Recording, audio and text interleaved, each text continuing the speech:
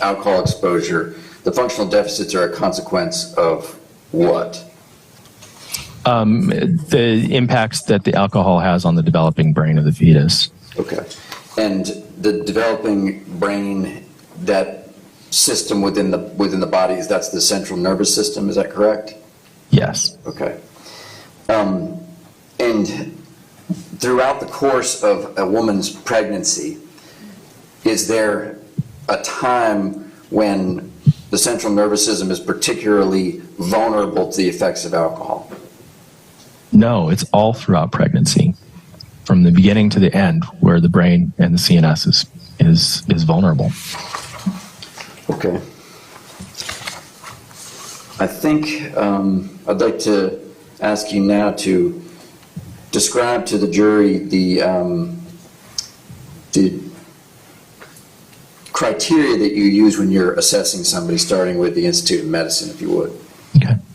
Yes, the Institute of Medicine was a group that was called together by a mandate from the federal government to try to develop, I should say, criteria for the diagnosis of, at the time it wasn't called fetal alcohol spectrum disorders because that hadn't been coined yet. This was in 1994.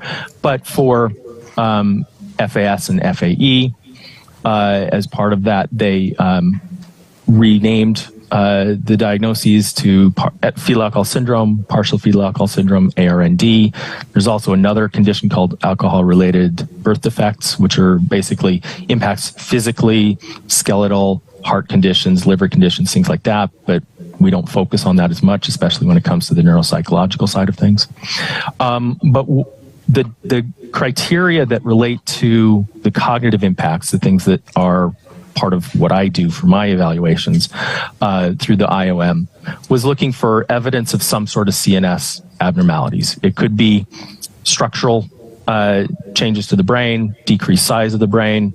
It could be kind of neurological signs like motor coordination problems, eye-hand coordination problems, things like that.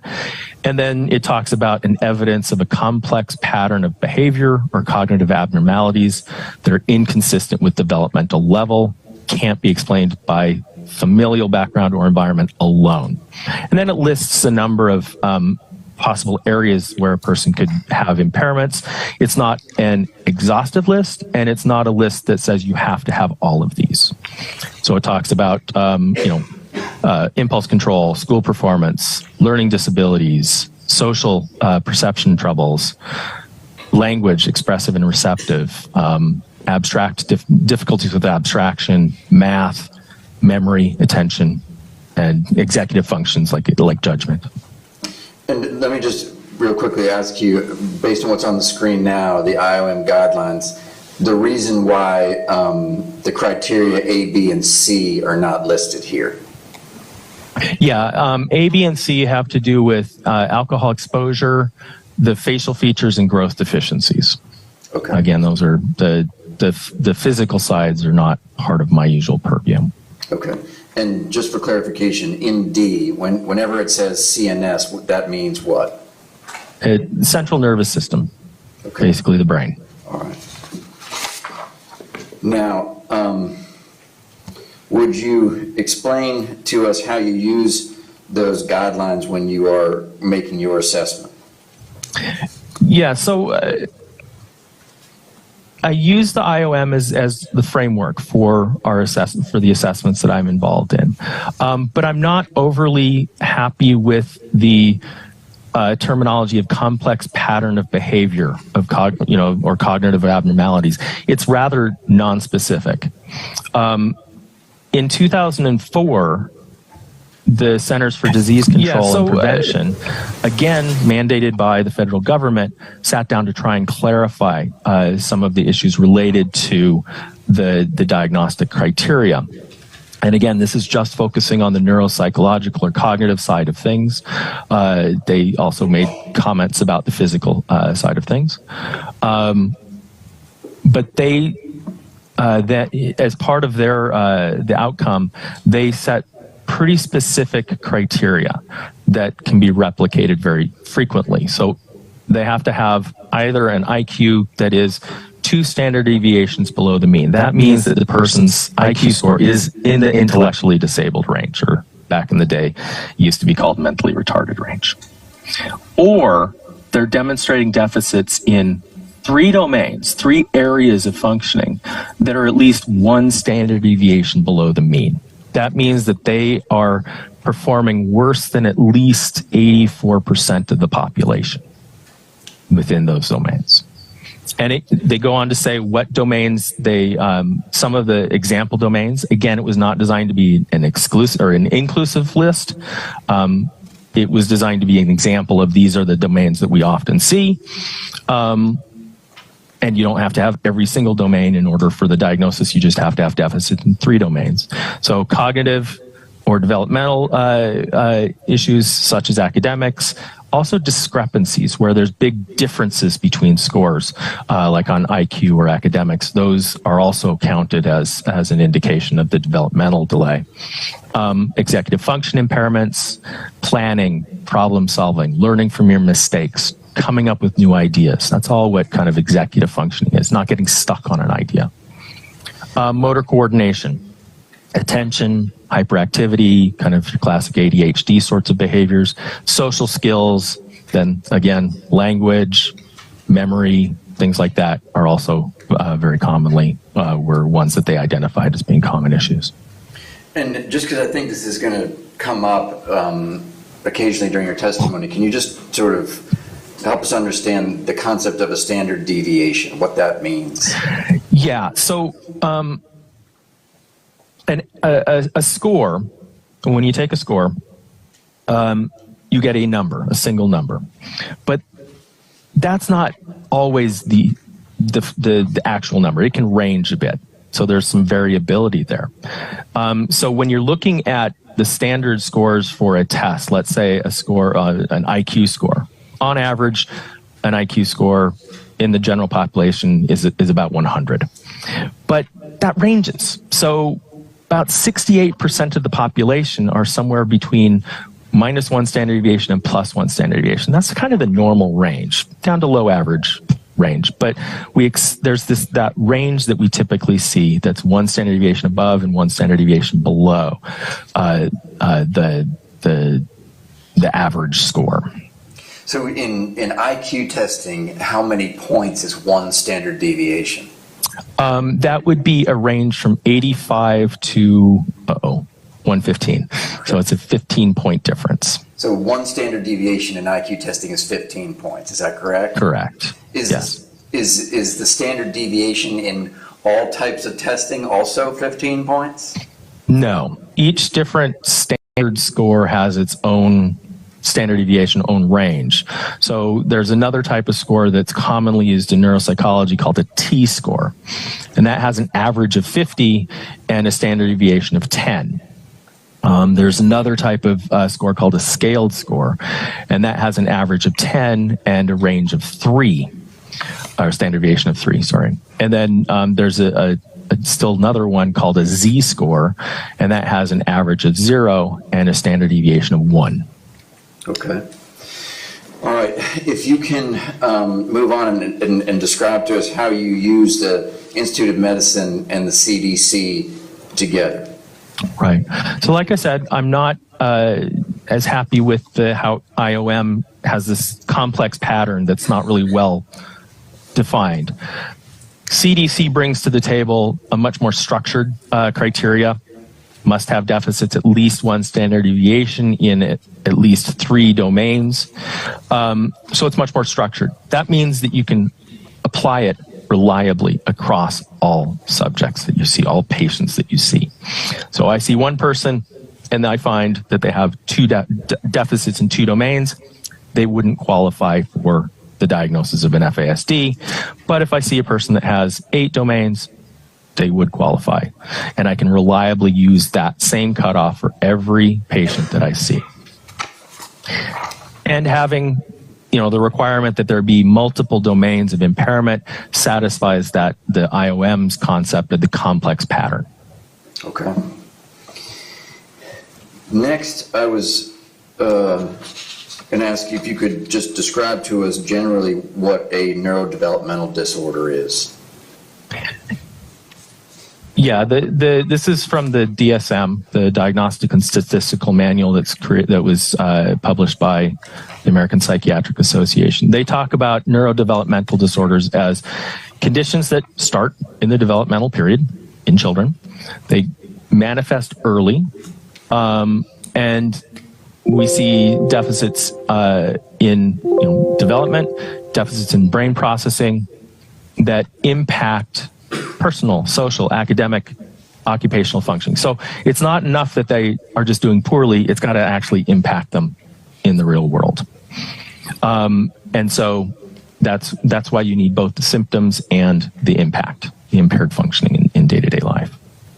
And based on your experience and knowledge and education, are neurodevelopmental disorders, are they caused by a specific thing? They can be caused by many different things. Neurodevelopmental disorders is again a grouping. So intellectual disability falls within the neurodevelopmental disorder range, as does learning disabilities, as does ADHD. They can be caused by a lot of different reasons that we may not ever know. Okay. Is there a recognized neurodevelopmental disorder that's considered to be caused by in utero alcohol exposure to a fetus? Yeah, one of the diagnoses in the neurodevelopmental disorders section is called other specified neurodevelopmental disorders. So this is basically, they don't necessarily meet criteria for intellectual disability. They don't necessarily meet criteria for ADHD. There's something different about them, but they are definitely demonstrating a neurodevelopmental disorder. The only example of that type of disorder that it poses or that it gives in the DSM is neurodevelopmental disorder associated with prenatal alcohol exposure. So neurodevelopmental disorder that's associated with prenatal alcohol exposure, characterized by a range of developmental disabilities following exposure to alcohol in utero. And am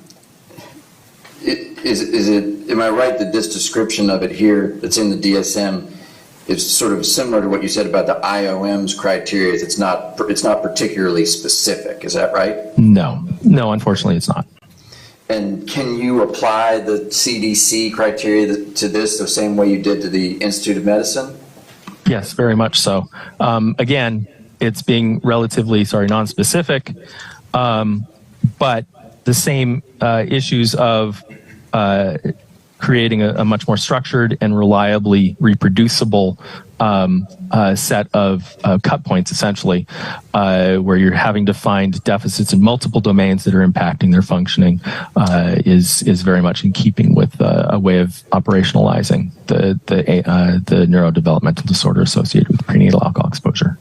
And before we move on, can you just tell us what the F88 stands for on that slide?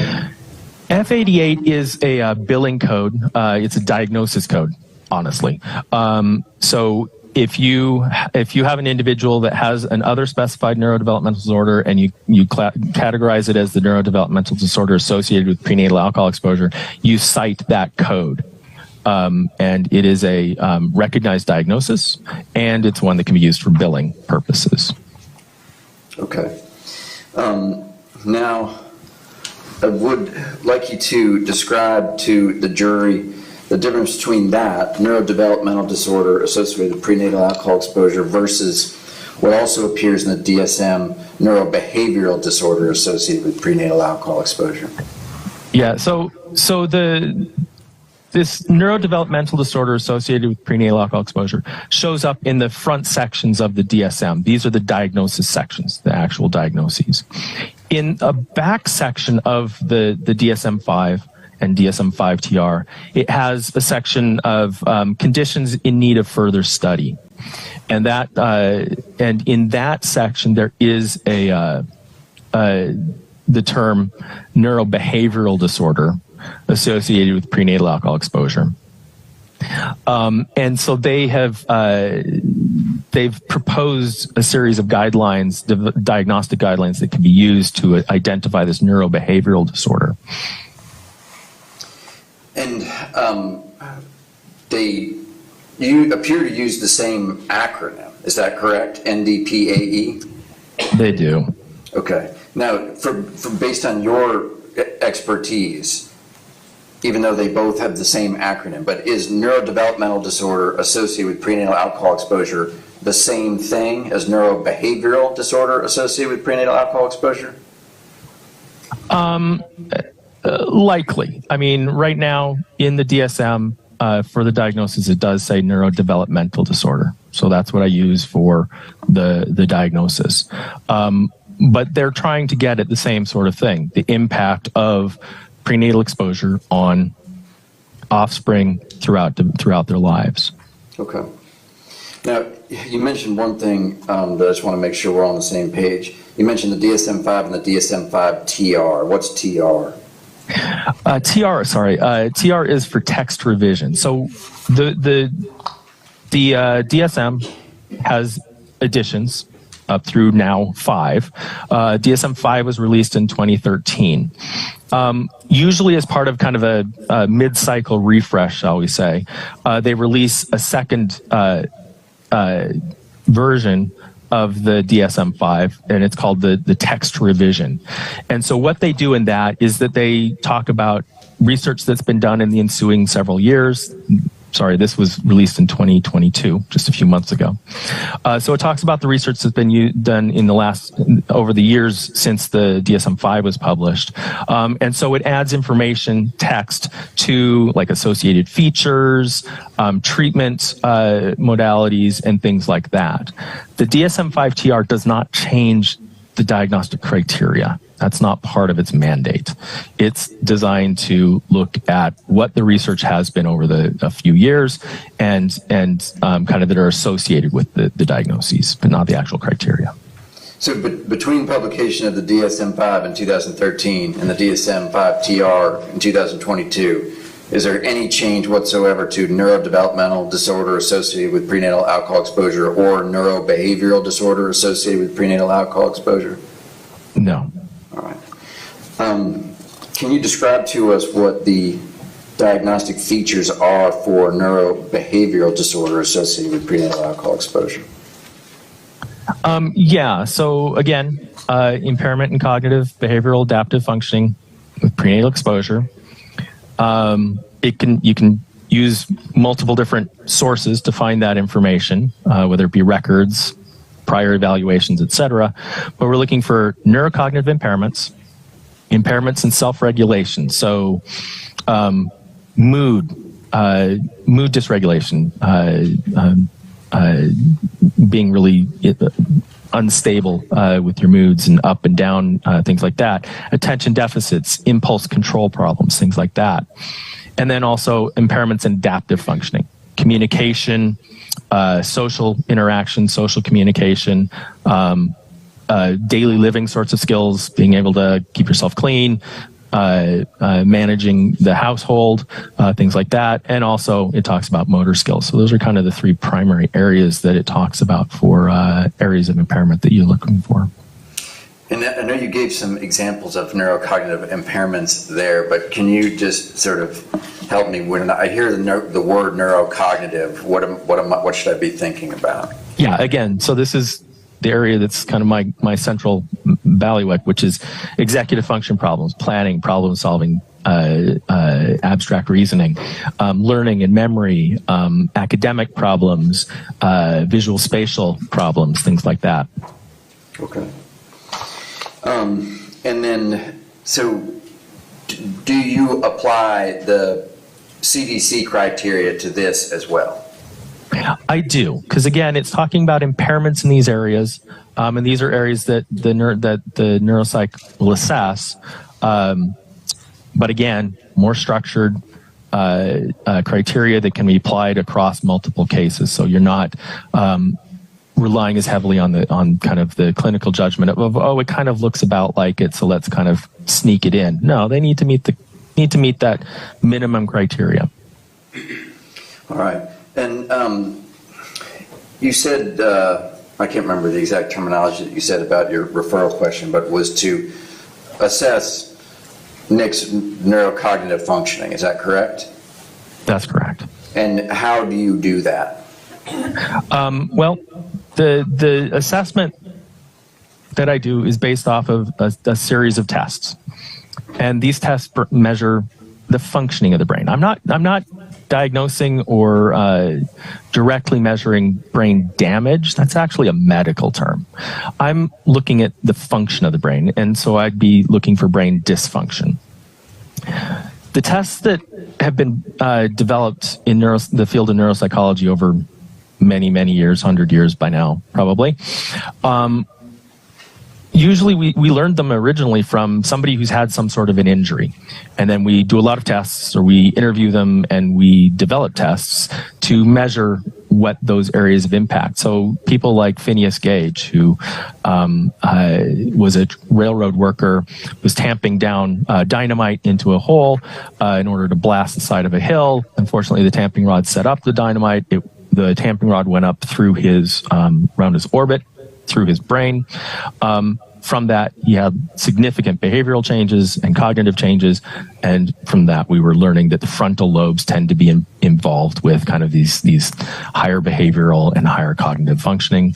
And then through the research also with other individuals, we've learned about kind of locally what parts of the brain tend to be more involved in certain aspects, like memory, being more involved in kind of temporal lobe damage, things like that.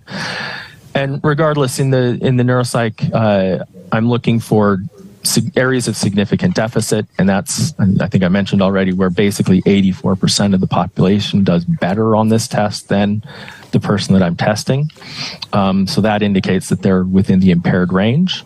And then that is further broken down into levels of severity. So if they're very close to that, if they're in, at the 13th percentile or so, that's mildly impaired. Still significant, but it's mildly impaired. It can also be moderately impaired, much more significantly impacted, or severely impaired, where maybe less than 1% of the population, or 99% of the population does better than this person. When it comes to fetal alcohol syndrome, though, or fetal alcohol spectrum disorders, though, because we know from the research over the years that alcohol damages the brain, we have the autopsy studies, we have the animal studies that show it has causes direct damage to the brain. Really, when FASD ends up being diagnosed, it does mean that there's brain damage involved. And just going up to where you mentioned that significant deficit means that more than 84% of the population perform better. Is that one standard deviation? It is. Okay. All right. So if you will just continue on and tell us what it is that you are attempting to identify with the testing that you do. Yeah, I'm looking for strengths and weaknesses. Everybody's got strengths and weaknesses. We're looking for, in this case, Mr. Cruz's particular set.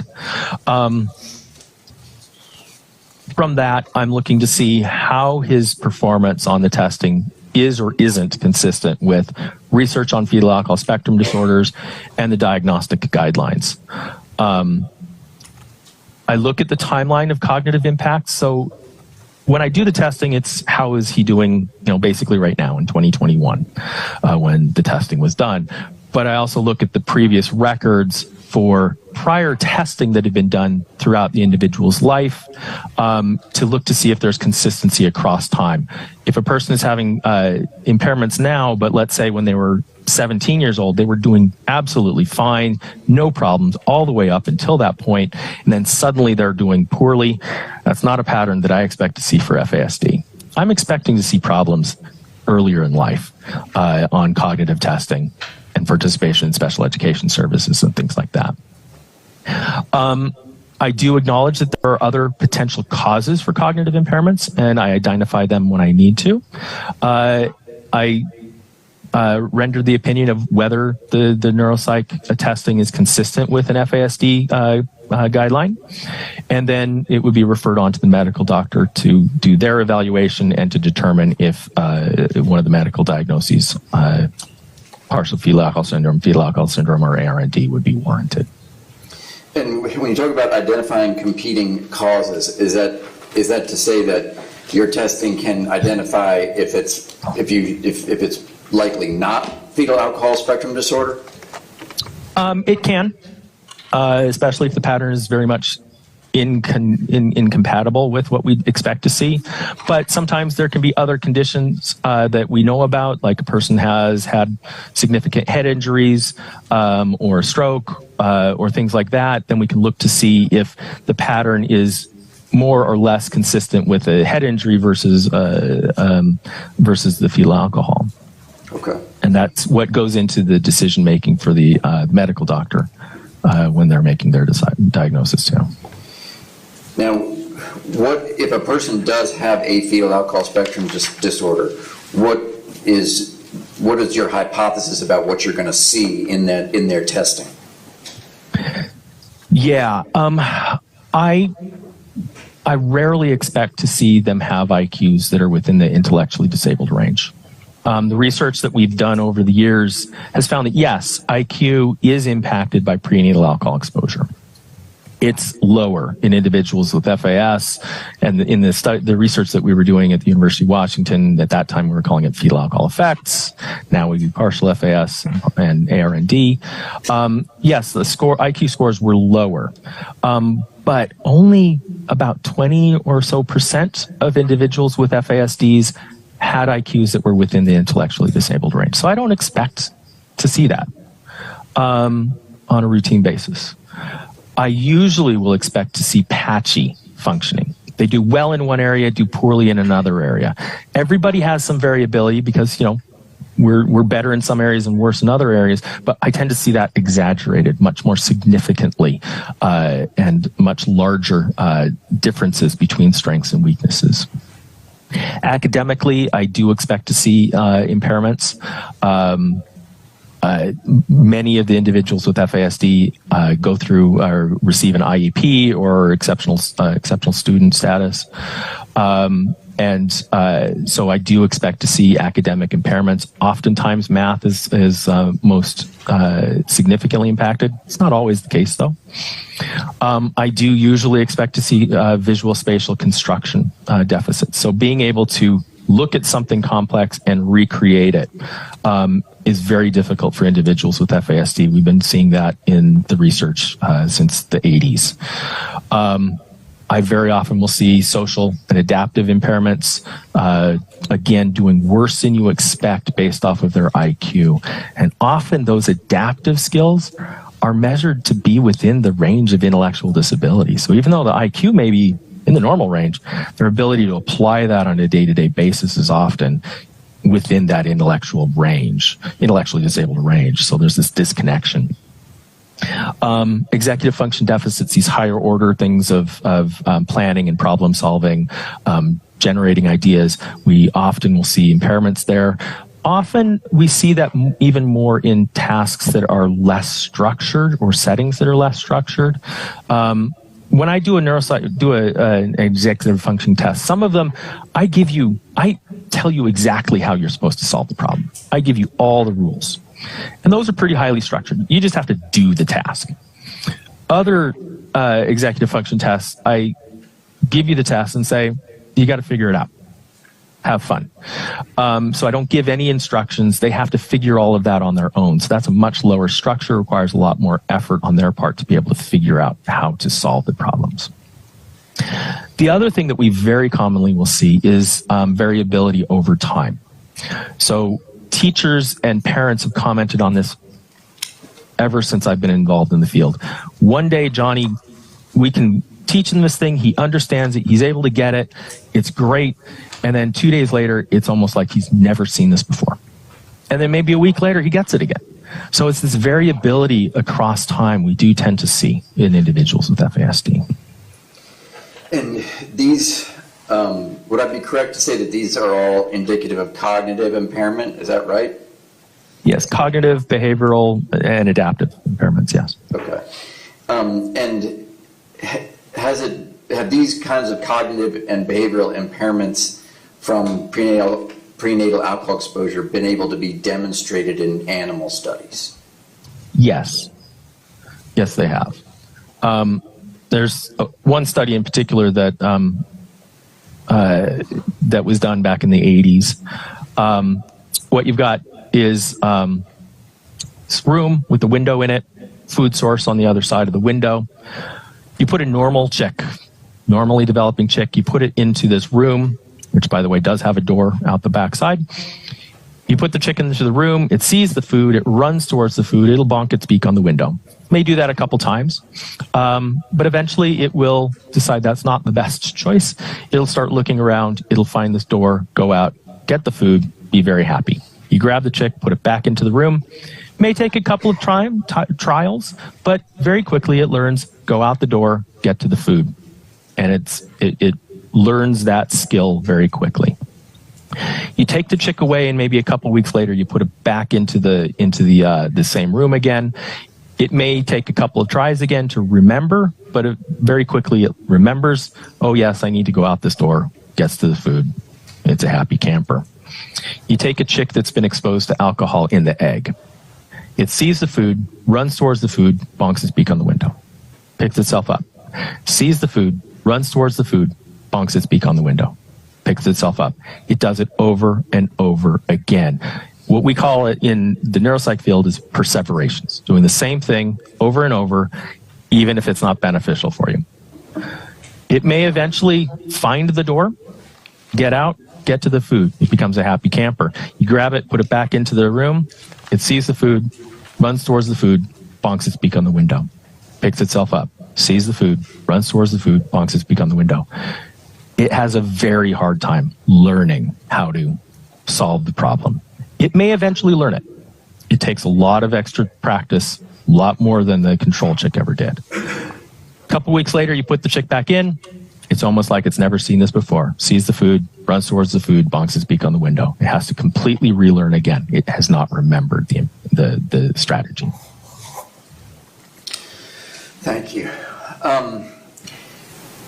And I just want to make sure that I'm right about a couple of things. The term fetal alcohol effects, or FAE, that is not used anymore. Is that correct? That's correct. And what are the current conditions that we refer to now that would have previously been referred to as FAE?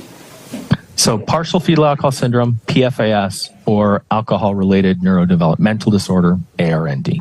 Okay. So PFAS and ARND are what we used to call FAE. Is that right? Yes. Yeah.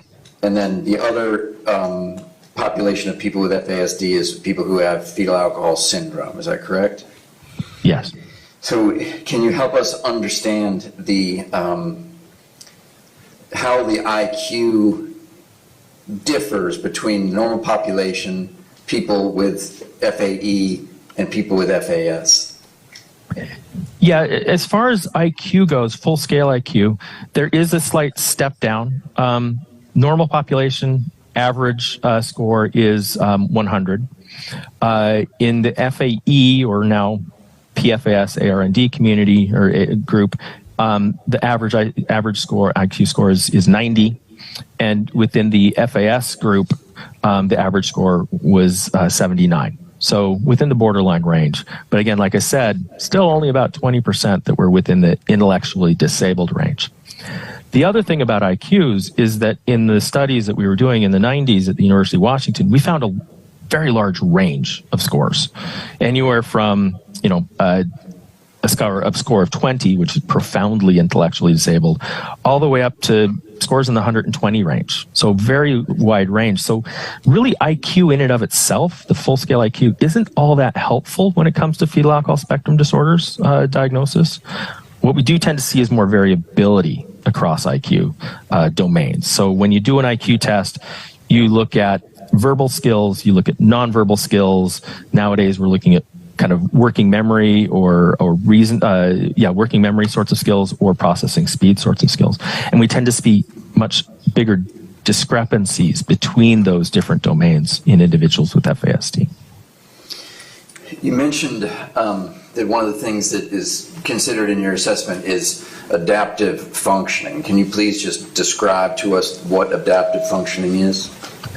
Yeah, it's basically how a person can apply knowledge that they have on a day-to-day basis independently without extra help, without help from others.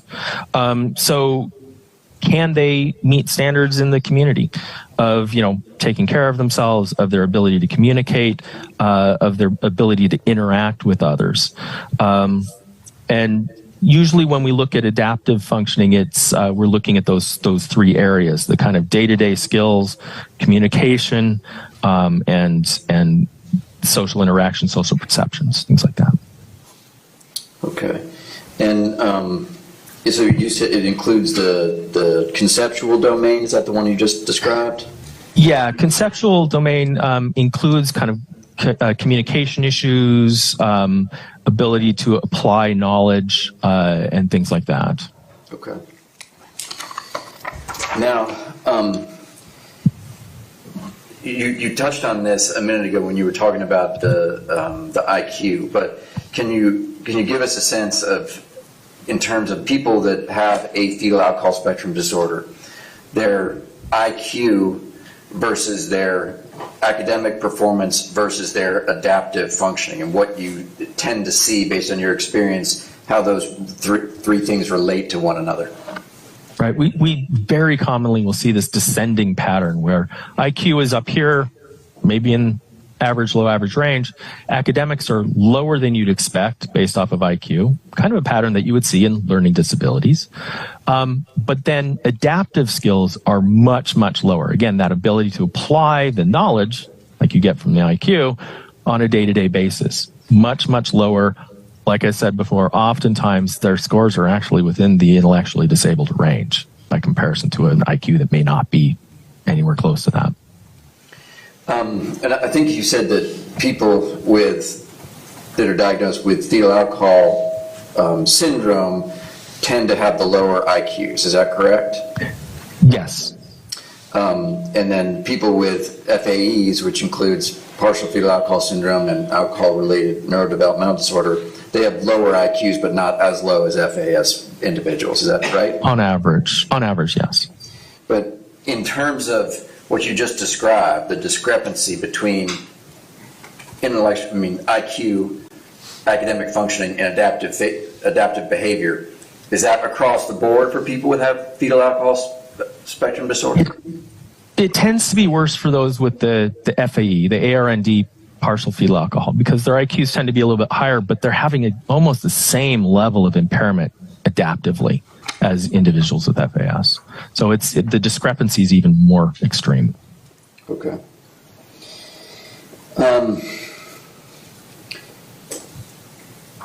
Along that same line, I was wanting you to describe to us the concept of secondary disabilities within the realm of people who have fetal alcohol spectrum disorders.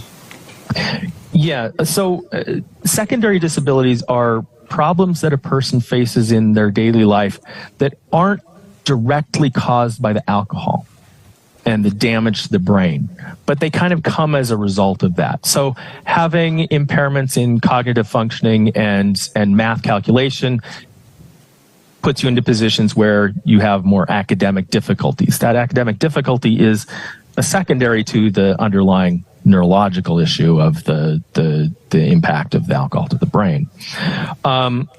We can look at that in a lot of different areas. So the secondary impact of alcohol on the disrupted school experiences. People with FASDs tend to have much higher dropout rates, suspension rates, expulsion rates.